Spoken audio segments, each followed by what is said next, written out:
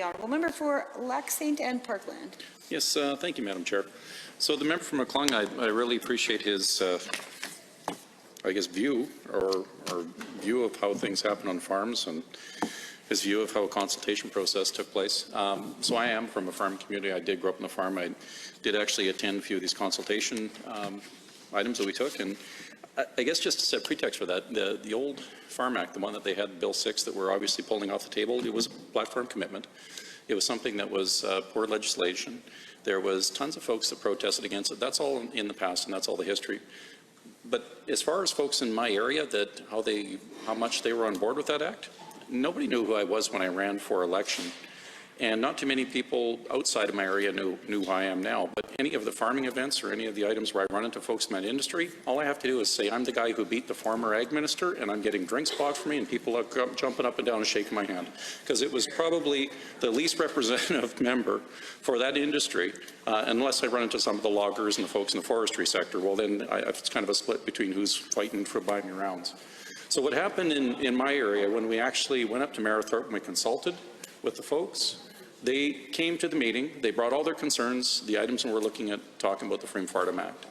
Now, you had people that were farm workers, you had people that were from the industry, you had farmers themselves, you had folks that were sitting there. Now, honestly, I expected it to be a little more one-sided, but it was a pretty fulsome discussion. When you actually have them talking about, and this is the group, putting up offers and suggestions of how to actually train people, how to run the farm safer, how to make sure they have pause for, working hours, conditions, everything else along those lines. This is true consultation.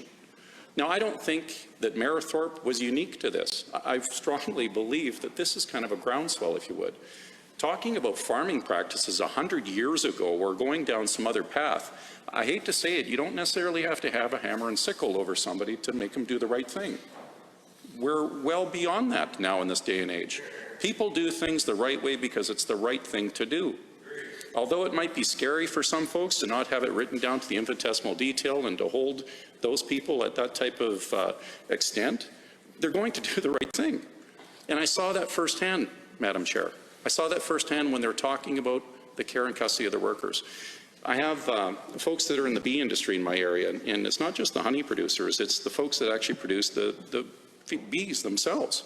They're looking for relaxation and a bunch of other laws because they can't find people here to actually help grow the bees. They're actually predominantly in Mexico.